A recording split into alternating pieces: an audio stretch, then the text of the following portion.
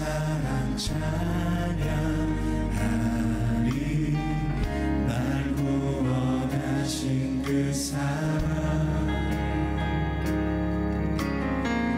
내 삶을 드려 찬양하리라. 놀라우신 주의 사랑,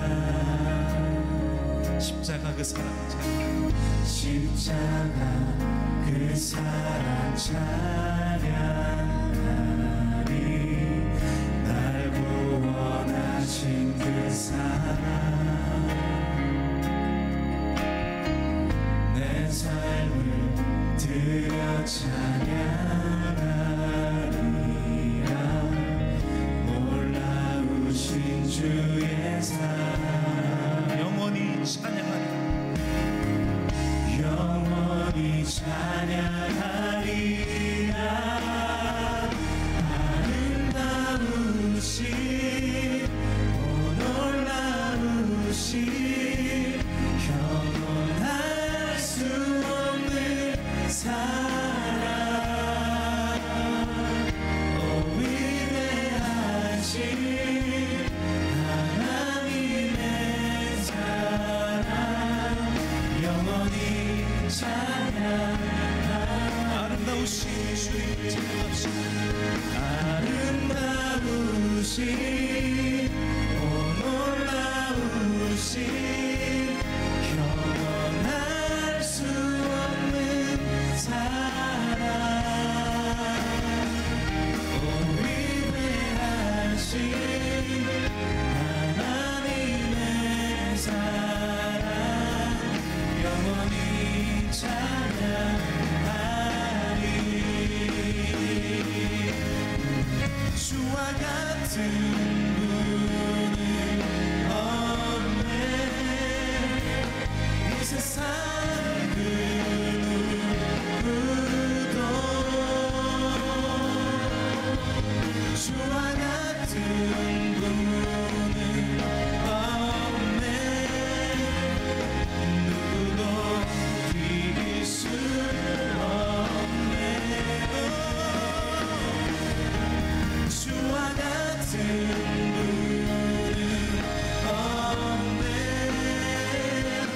이 세상 그 누구도 주와 같은 분은 없네. 누구도 비길 수 없네. 아름다우신 오 놀라우신 영원할 수 없는 사랑, 오 위대하신 하나님의 사랑, 영원히 찬양. 아름다우신 주님을 찬양합니다. 아름다우신 오 놀라우신 영원할 수 없는 사랑, 오 위대하신 하나님의 사랑, 영원히 찬양. 다시 한번 고백합시다. 아름다우신 주님, 아름다우신 오 놀라우신 영원할 수 없는 사랑, 오 위대하신 하나님의 사랑, 영원히 찬양하리.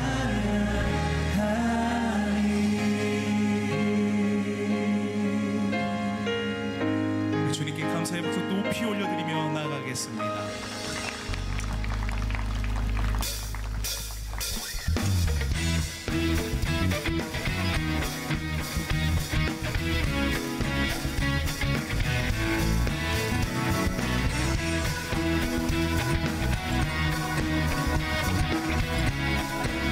호흡 있는 모든 만물들 다 주님을 찬양합니다. 호흡 있는 모든 만물 다 나와서 주 찬양하라. 호흡 있는 모든 만물 다 나와서 주 찬양하라. 호흡 있는 호흡 있는 모든 만물 다 나와서 주 찬양하라. 호흡 있는 모든 만물 우리 다시 한번 찬양하며 나아갑니다. 호흡 있는 모든 만물 다 나와서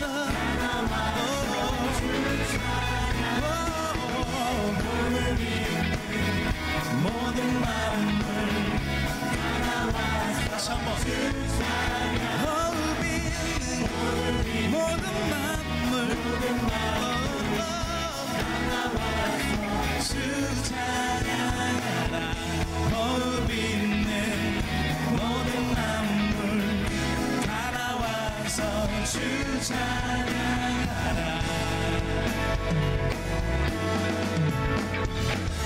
이른 아침에도 늦은 저녁에도 난 언제나 주님 찬양해.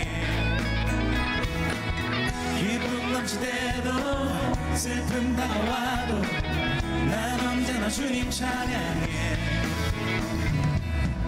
끊임없는 주의 사랑 주의 권세 존귀를 알게 되면 찬양해 되리.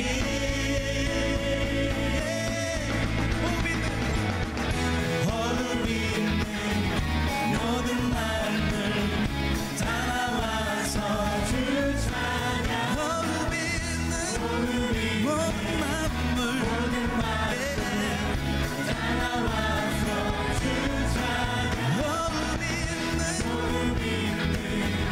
모든 만물 다 나와서 주 찬양. 호흡 있는 모든 만물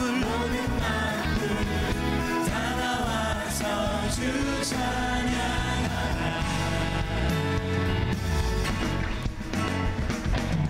이른 아침에도 늦은 저녁에도 난 언제나 주님 찬양해. 기쁨 넘칠 때도 슬픔 다가와도 난 언제나 주님 찬양해. 끊임없는 주의 사랑 주의 권세 존귀를 알게 되면 찬양해 되리.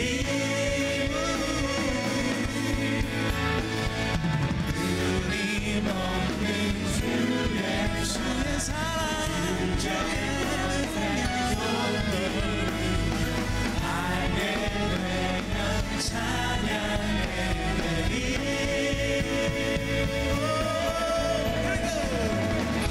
호흡 있는 모든 만물 다 나와서 주 찬양하라. 호흡 있는 모든 만물 다 나와서 주 찬양. 호흡 있는 모든 만물 다 나와서 주 찬양. 호흡 있는 모든 만물 다 나와서 우리 목소리로 찬양합시다. 호흡 있는 모든 만물 다 나와서 주 찬양하라. 호흡 있는 모든 만물 다 나와서 전심으로 다시 한번 호흡 있는 모든 만물 다 나와서 주 찬양하라. 호흡 있는 모든 만물 다 나와서 주 찬양하라.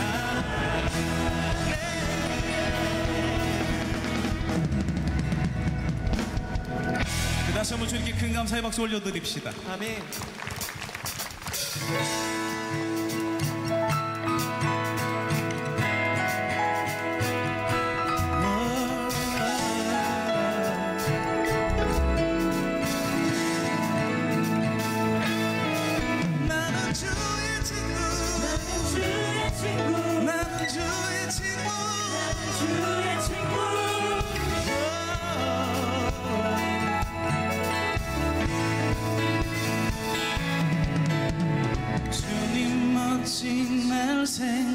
생각하시는지 들으시는지 내 기도 주님 진실로 날 생각하시네 날 사랑하네 놀라워라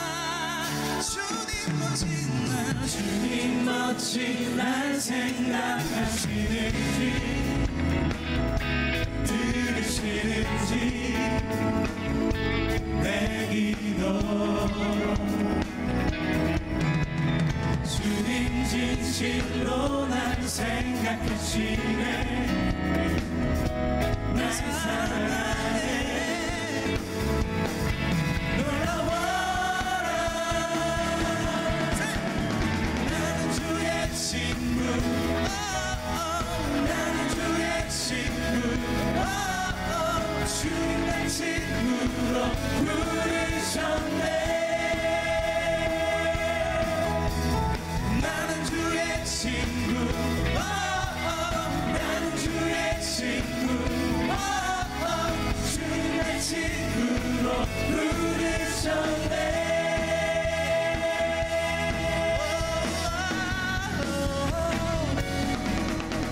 주님 멋진 날 생각하시는지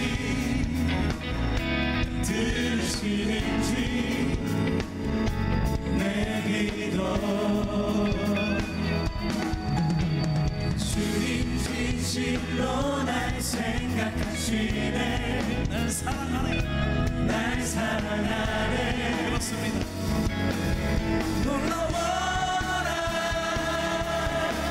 놀라워라 놀라워라 나는 주의 친구 나는 주의 친구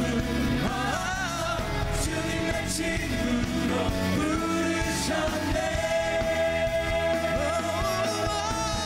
나는 주의 친구 나는 주의 친구 주님 날 친구로 부르셨네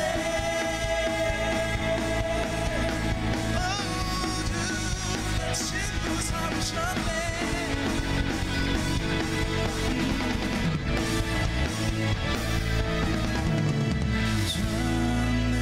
전능하신 영광의 주 주는 내 친구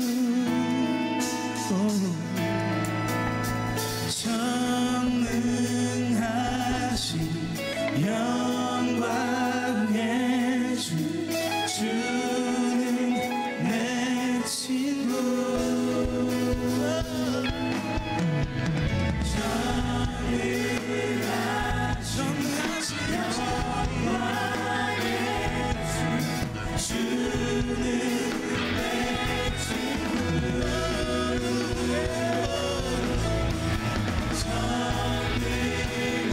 전능하신 영광의 주 주는 내 친구 나는 주의 친구 나는 주의 친구 주님 날 친구로 부르셨네 나는 주의 친구 나는 주의 친구 주님 날 친구로 부르셨네 소리로 나는 주의 친구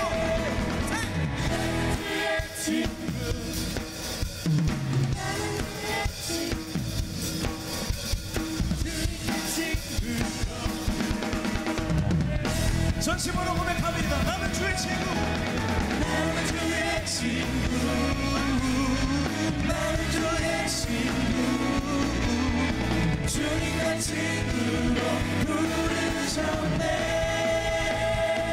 부르셨네 부르셨네 부르셨네 할렐루야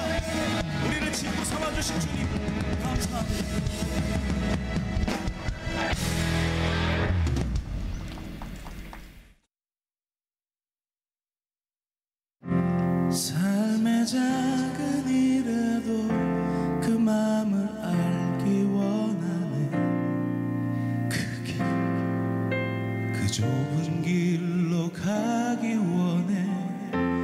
나의 작음을 알고 그분의 크심을 알며 소망 그 깊은 길로 가기 원하네.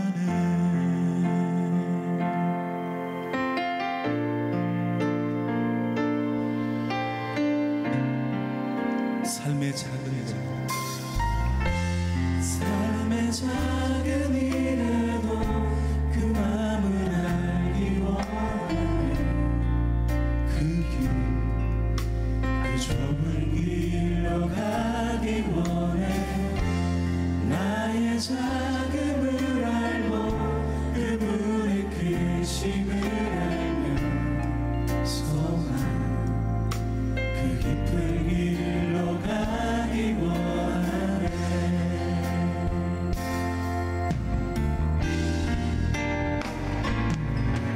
저 높이 솟은 산이 되기보다 여기 오름직한 동산이 되길.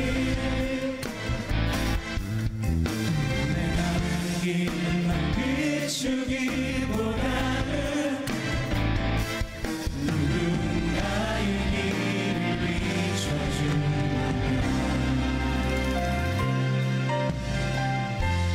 내가 노래하듯이 또 내가 얘기하듯이 살기 난 그렇게 주기 원하네. 삶의 한 절이라도 그분을 담기 원하네. 사랑 그 높은 길로 가기 원하네.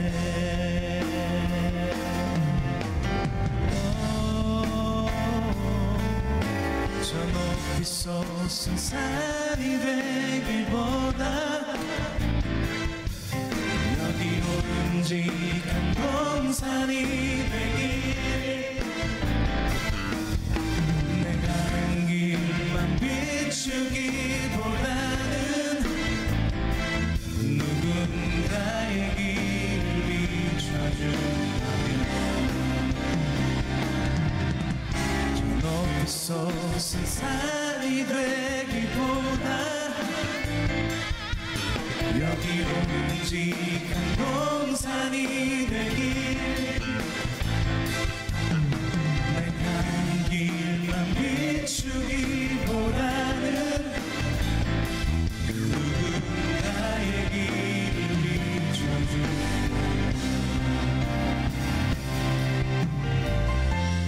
내가 노래하듯이 또 내가 얘기하듯이 살기 난 그렇게 주기 원하네.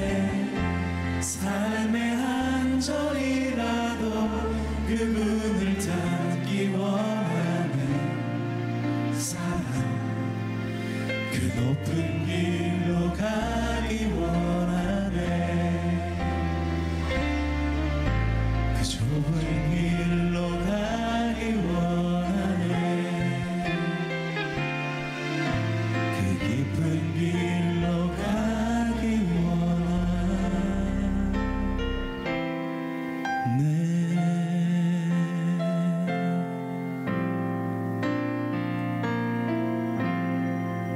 우리 주님께 감사의 박수 다시 한번 올려드리며 나누십시오.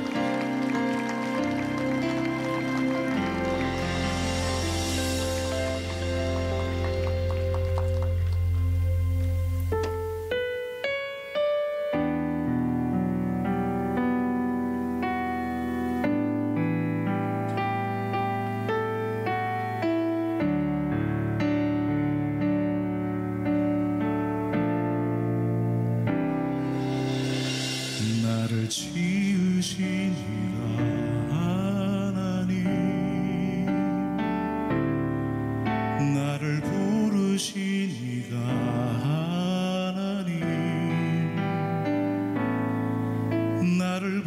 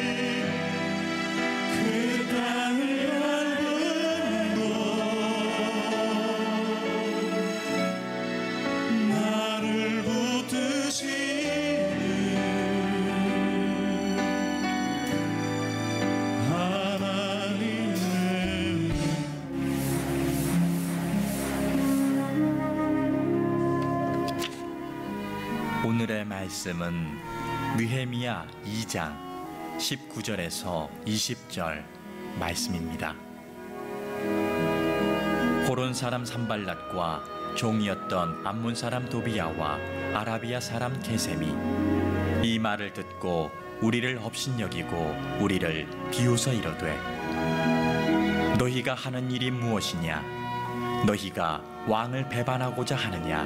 하기로 내가 그들에게 대답하여 이르되 하늘의 하나님이 우리를 형통하게 하시리니 그의 종들인 우리가 일어나 건축하려니와 오직 너희에게는 예루살렘에서 아무 기업도 없고 권리도 없고 기억되는 바도 없다 하였느니라.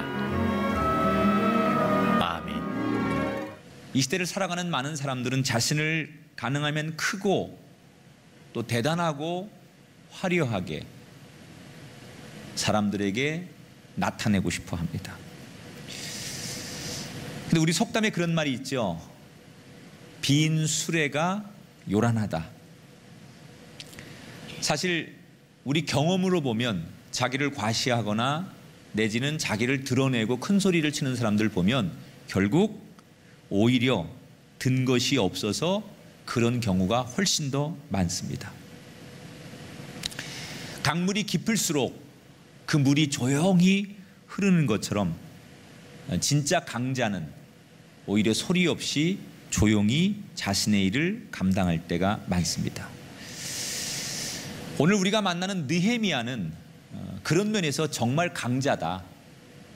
깊은 물을 조용히 유유히 흘러가는 소리 없는 강자, 그렇게 느헤미야를 부르고 싶습니다. 어떻게 느헤미야는 역사적으로 그렇게 정말 지혜롭고 능력 있는 강자가 될 수 있었을까? 이 느헤미야가 사실 왕으로부터 든든한 지원을 받아서 예루살렘에 도착하게 되죠. 그리고 왕이 보내준 호위병을 옆에 대동하고 화려하게 입성을 합니다. 그런 느헤미야를 바라보면서 많은 예루살렘의 사람들은 싫든 좋든 저 왕으로부터 엄청난 지원을 받고 왕의 인정을 받고 예루살렘에 온 느헤미야가 뭔가 대단한 변화를 이끌 거라고 생각을 합니다. 그리고 원래 예루살렘에 있었던 토착 세력들이 멀리서 온 느헤미야를 견제하기 위해 감시를 하게 되죠. 도대체 저 느헤미야가 뭘 할지. 그런데 느헤미야는 분명히 예루살렘에 무너진 성을 재건하고 개혁하려고 오긴 왔는데 하루가 지나고 이틀이 지나도 특별히 뭔가 움직임이 없었어요. 사람들은 술렁거리기 시작합니다. 저 느헤미야가 예루살렘을 재건하러 왔다는데 하루가 지나도 이틀이 지나도 아무런 행동도 또 사람들도 귀합하지 않고 뭔가를 하지 않는 걸 보면서 이상하게 고개를 갸우뚱거리기 시작합니다. 그런데 그렇게 아무 일도 안 하는 것처럼 조용히 움직이던 느헤미야가 드디어 오늘 11절 12절에 보니까 내가 예루살렘에 머무른 지 사흘 만에 내가 아무에게도 말하지 아니하고 밤에 일어나 몇몇 사람과 함께 나갈새 내가 탄 짐승 외에는 다른 짐승이 없더라. 그가 도착한 3일째가 되던 날 그는 한밤중에 다 잠이 들었을 때 몰래 자기의 측근 몇 사람과 동물을 이끌고 조용히 집을 나갑니다. 왜 느헤미야는 한밤중에 남들이 다 잠자는 시간에 조용히 집을 나선 것일까? 그 이유가 13절에 나옵니다. 같이 한번 읽어볼까요? 13절 14절을 화면을 통해서 읽어봅니다. 그 밤에 골짜기 문으로 나아가서 용종으로 본문에 이르는 동안에 보니 예루살렘 성벽이 다 무너졌고 성문은 불탔더라. 앞으로 나아가 샘문과 왕의 못에 이르러서는 탄 짐승이 지나갈 곳이 없는지라.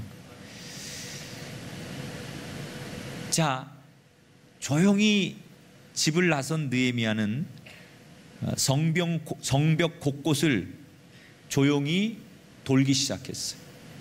여기저기 성벽이 무너지고 파손되고 어떤 것은 폐허가 된 것을 느헤미야는 다 다 눈으로 확인을 합니다. 자, 느헤미야가 첫날, 둘째 날 아무 일도 안 하다가 셋째 날, 그것도 밤에 마치 도둑처럼 아무도 모르게 조용조용하게 그렇게 무너진 예루살렘 성을 돌아본 이유가 뭘까요?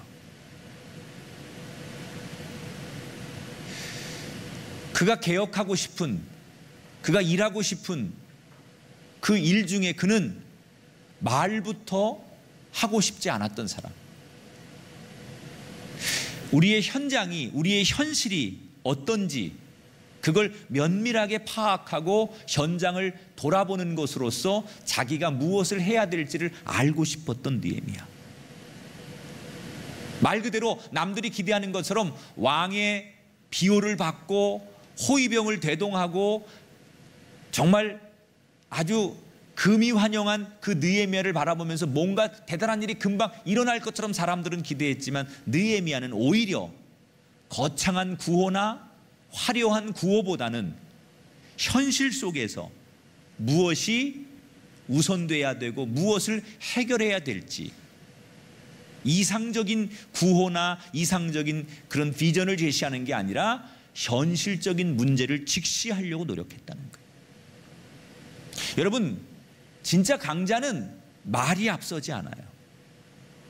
사람들에게 보여주려고 일하지 않아요. 오히려 내가 해야 될 일, 내가 있어야 할 자리, 내가 해야 할 말을 조용히 감당하는 사람, 그것이 하나님 보실 때 진정한 강자라는 거예요. 그는 현실이 더 중요하다는 거예요. 현장이. 그래서 이 현장을 돌아보면서 어떻게 성벽을 세울지, 동포들의 지금 삶의 형편이 어떤지, 무엇이 문제인지 이런 것들을 다 파악한 다음에, 이 현실을 다 파악하고 재료를 다 준비하고 나서 그 다음에 자기가 필요한 사람들을 불렀어요. 유다 사람들을 부르죠. 그리고 그들에게 외치지요. 17절 18절 보니까 그들에게 이르기를 우리가 당한 곤경은 너희도 보고 있는 바라. 예루살렘이 황폐하고 성문이 불탔으니 자 예루살렘 성을 건축하여 다시 수치를 당하지 말자 하고, 또 그들에게 하나님의 선한 손이 나를 도우신 일과 왕이 내게 이른 말씀을 전했더라 그랬습니다. 오자마자 내가 왕으로부터 명을 받고 왔으니 나를 따르라 이렇게 거들먹거리지 않고, 백성들의 고통이 뭔지, 백성들의 아픔이 뭔지 현실을 충분히 이해하고 파악하고 준비한 다음에 백성들에게 우리가 해야 될 일이 무엇이고 여러분이 나를 도와야 할 일이 무엇인지를 구체적으로 설명했을 때 그 백성들이 새로운 지도자 느헤미야를 인정하기 시작했다는 거예요. 때때로 많은 사람들이 자기의 비전과 꿈을 이야기할 때 준비되지 않고 먼저 구호나 또 자기의 꿈을 사람들에게 선포하는 것이, 그것이 우선이라고 생각할 때가 많이 있어요. 그러나 하나님은 내가 딛고 있는 현실을 통해 일하기를 원하시는 거예요.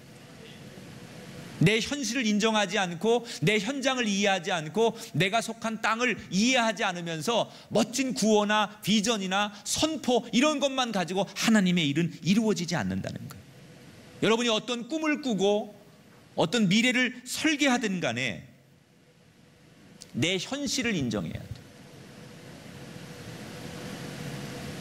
내 나이, 내 형편, 내 실력, 내 능력, 내 영역 이런 것들을 자기를 인정하고 돌아봐야 돼. 그냥 사람들에게 난 이런 일을 하겠습니다 라고 이렇게 구호만 외치는 것이 일꾼이 아니라 내 현실을 받아들이고 내 현실을 인정하고 그것을 잘 준비했을 때 하나님은 그 사람을 그 시대의 일꾼으로 들어 쓰시더라는 거예요. 물론 사람이 내 현실을 외면하고 싶을 때가 있어요. 나의 이 못난 모습, 부족한 모습, 나의 이 연약한 모습, 무능력한 모습, 이 현실이 내가 보기에도 싫어요. 그래서 나를 인정 안 하고 싶을 때가 있어요. 그래서 사람들은 내 현실을 애써 부인하고 내 현실을 애써서 외면하고 그냥 거창한 구호, 하나님 앞에 커다란 꿈, 이런 것들을 이야기하는 것이 마치 믿음이 있는 것이고 하나님 앞에 바로 서는 거라고 생각할 때가 있는데 아니라는 거예요. 하나님은 우리가 하나님 앞에 큰 꿈을 얘기하기 전에 거울 앞에서 나의 모습을 정확히 보기를 원하신다. 느헤미야는 내게 주어진 그 현장, 지금 삶의 형편, 그 땅의 어려움, 황폐화된 그 땅, 그래서 무엇이 필요하고 어디부터 어루만져야 하고 어떤 말을 해야 되고 누구를 만나야 될지 준비하고 나서 자기의 비전을 선포했다는 거예요. 저는 여러분이 느헤미야를 닮는 분들이 되시길 축복합니다. 여러분의 꿈을 이룰 때 그냥 그 꿈을 비전으로 선포하고 하나님이 도와주실 거라고만 그렇게 믿고 기도하는 사람이 아니라 내 현실 속에서 내 부족함도 인정하고 내 주변의 형편과 상황도 고려하며 하나님 앞에 구할 줄 아는 진짜 하나님이 보실 때 진짜 강자가 되는 지도자가 되시기를 주의 이름으로 축원합니다. 자, 느헤미야가 오히려 한 템포를 좀 늦췄기 때문에 백성들은 그 느헤미야의 그 현실적인 이론, 그리고 자기들을 잘 분석하고 무엇을 해야 될지를 잘 아는 느헤미야의 이야기를 들었을 때 열렬히 환호하고 지지를 합니다. 만약에 느헤미야가 오자마자 그 현실도 모른 채 백성들의 고통이 뭔지도 모르고 현장도 모르고 그냥 나를 따르라, 내가 왕의 명령을 받고 이 성을 재건하러 왔으니 나를 따르라 이랬다면, 물론 따르는 사람도 있었겠지만 아마도 느헤미야는 백성들로부터 외면을 당했거나 지속적인 지도자가 되지 못했을 거예요. 그는 충분히 준비합니다. 자, 그런데 이 세상은 음과 양이 있듯이 느헤미야가 이렇게 잘 준비해서 좋은 지도자로 백성들을 설득하는 데까지 성공을 했지만 원래부터 느헤미야를 탐탁하게 여기지 않았던 기득권의 세력이 느헤미야가 예루살렘 성을 재건하려고 할 때 그것을 못마땅하게 여기면서 느헤미야를 방해하는 사람들이 있었죠. 19절을 볼게요. 호론 사람 산발락과 종이었던 암몬 사람 도비야와 아라비아 사람 게셈이 이 말을 듣고 우리를 업신여기 우리를 비웃어 이르되 너희가 하는 일이 무엇이냐, 너희가 왕을 배반하고자 하느냐 하기로. 자, 느헤미야를 반대하는 사람들의 이름이 나와요. 산발락, 도비야, 게셈, 이런 사람들이 원래 이 예루살렘의 토착 세력, 기득권이었는데 이 사람들이 느헤미야에게 자기들의 기득권, 자기들의 어떤 세력을 빼앗길 것 같으니까 느헤미야를 은근히 방해하기 시작하고 나쁜 소문을 내기 시작해요. 느헤미야가 성을 재건하려고 할 때 같은 동족인데도 불구하고 느헤미야를 돕는 게 아니라 느헤미야를 경쟁하고 느헤미야를 라이벌로 보면서 은근히 느헤미야가 재건하려고 하는 성을 회방하고 방해하기 시작했다는 거예요. 여러분, 세상을 살면서 인간이 누군가가 나를 모함하거나 또는 험담하거나 아니면 내가 걸어가는 길을 방해했을 때 여러분이 괴롭힘을 당하면 여러분은 대개 어떻게 대응하십니까? 내가 가는 길을 누군가가 방해하고 정당한 길을 괴롭혔다. 그럼 여러분은 어떻게 대응하시겠습니까? 자, 느헤미야가 분명히 옳은 일을 하고 해야 할 일을 할 때 당연히 도와야 할 자기의 동족들 가운데 토착 세력들이 대놓고 반대를 하고 회방을 하고 그리고 느헤미야를 아주 곤란에 빠뜨릴 때 느헤미야가 자기를 반대하는 사람들에게 어떻게 힘으로, 권력으로, 이해는 이로 대하는지 한번 볼까요? 어떻게 그 자기를 반대하는 사람들을 대하는지. 20절을 보겠습니다. 같이 읽어볼게요. 내가 그들에게 대답하여 이르되 하늘의 하나님이 우리를 형통하게 하시리니 그의 종들인 우리가 일어나 건축하려니와 오직 너희에게는 예루살렘에서 아무 기업도 없고 권리도 없고 기억되는 바도 없다 하였느니라. 따라합시다. 하늘의 하나님이 우리를 형통케 하리라. 사실 느헤미야는요, 왕으로부터 직접 권력을 위임받고 온 사람이에요. 그러니까 느헤미야를 건든다는 것은, 느헤미야를 반대한다는 것은 왕의 명령을 거역하는 것과 똑같은 일이에요. 그러니까 느헤미야가 마음만 먹으면 여기 산발랏이나 도비야 같은 사람 얼마든지 죽일 수도 있고 처벌을 할 수도 있습니다.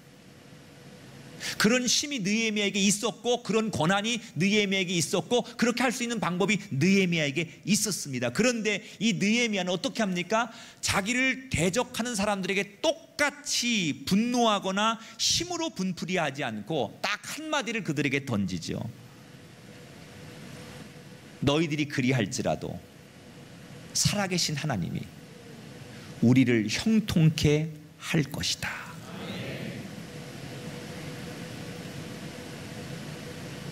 사실 세상의 이론으로 보면 이 느헤미야의 대응 방법이 좀 소극적인 것처럼 보이죠. 남자답지 않고 뭔가 무서워서 문제를 피하는 것처럼 보여요.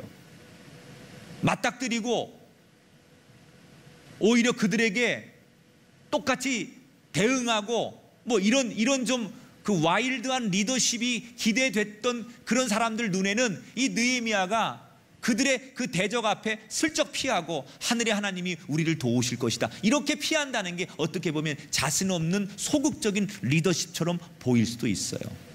그러나 사실 이 느헤미야의 고백 속에는 큰 의미가 하나 담겨 있어요. 너희가 세상의 방법으로 하나님의 일을 방해하기 위해서 공격하지만 나는 하나님의 자녀이기 때문에 너희처럼 살지 않겠다는 거예요. 나는 살아계신 하나님을 믿는다, 그 말이에요. 나는 살아계신 하나님이 나를 도울 것을 확신한다, 그 말이에요. 얼핏 보면 자신 없는 소극적인 리더십처럼 보일 수 있는 이 느헤미야의 행동이 참으로 멋지고 고급스럽고 배포 있는 그런 대응 방법이라는 생각이 들어요. 만약에 똑같이 분노하고 똑같이 폭력을 쓰고 똑같이 저질스럽게 대응했다면, 그래서 이겼다면 사람들은 느헤미야를 향해 엄지손가락을 펴지 않았을 거예요. 이기긴 이겼어도 그 느헤미야를 사람들이 존경하거나 그 느헤미야의 리더십이 오래가지 않았을 거예요. 느헤미야는 그들과 똑같이 하지 않아요.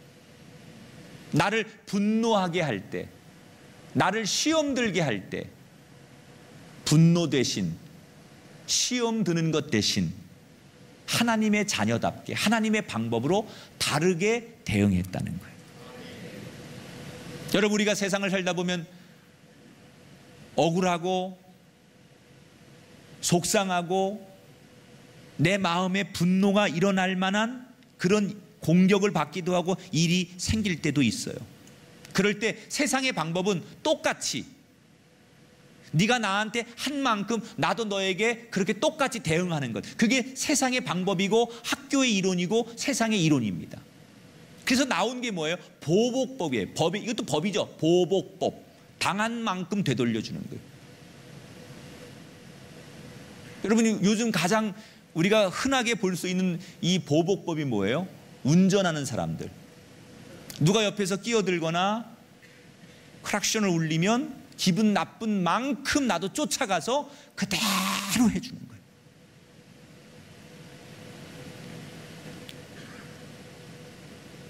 오늘 설교 서두에도 그런 말씀을 드렸지만, 깊은 물은 그 물이 흘러가는 중간에 바위가 혹시 그 물을 가로막고 있을 때 그 물은 요동하지 않아요. 아무 일 없었다는 듯이 기다렸다가 조용히 그 바위를 한 바퀴 돌아서, 돌고 감싸서 빙 돌아서 여전히 자기의 갈 길을 가죠. 그 바위가 가로막는다고 해서 거기서 이 물이 낙심하거나 또는 자기의 방법으로 그렇게 하지 않고 기다렸다가 그 바위를 한 바퀴 빙 돌아서 내가 가야 할 그 길을 묵묵히 걸어가는 깊은 물처럼, 하나님이 인정하는 진짜 강자는 절대로 일회일비하지 않아요. 그저 여전히 나를 신뢰하고 나와 함께 하시는 그 하나님과 함께 그 하나님만 바라보며 처음처럼 마지막까지 기도하고 그 하나님을 부르며 유유히 그 길을 가는 사람, 그 사람이 어느 시대든지 하나님이 쓰시는 느헤미야 같은 진짜 강자요, 진짜 리더인 줄 믿습니다. 여러분, 예수님을 보십시오.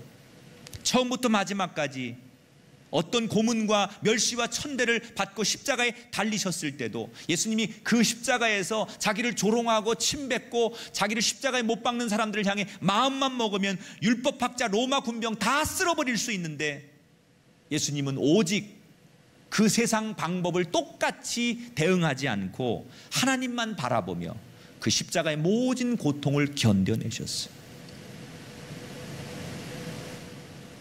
믿음은 다른 말로 말하면 여유예요. 믿음은 여유라. 그래서 기다리는 거예요.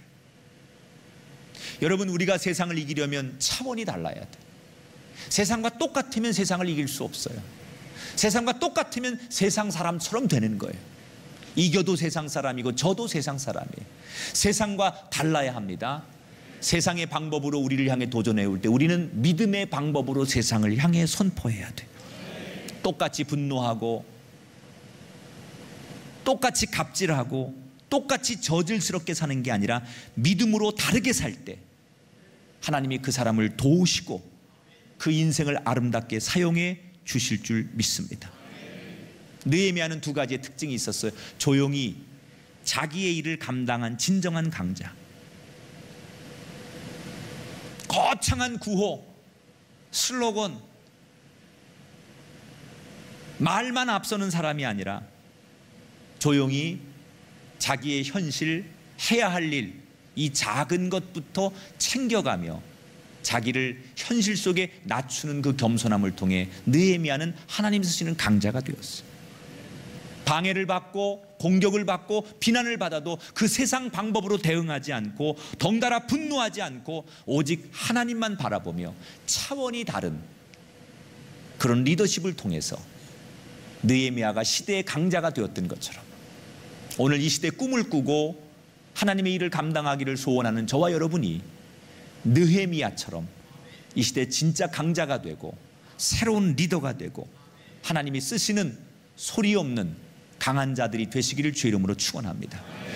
그 시대 느헤미야를 하나님께서 쓰셨던 것처럼 이 시대에 또 다른 느헤미야를 부르고 계시는데 오늘 이 말씀 앞에 내가 느헤미야 되기를 소원하시고 여러분 중에 느헤미야처럼 여러분의 가정과 일터와 또 여러분의 삶의 자리에서 멋있게 무너진 성을 재건하는 하나님의 일꾼들이 많이 우리의 제단 속에서 이 말씀을 듣는 여러분 가운데 나타나게 되시기를 주님의 이름으로 축원합니다.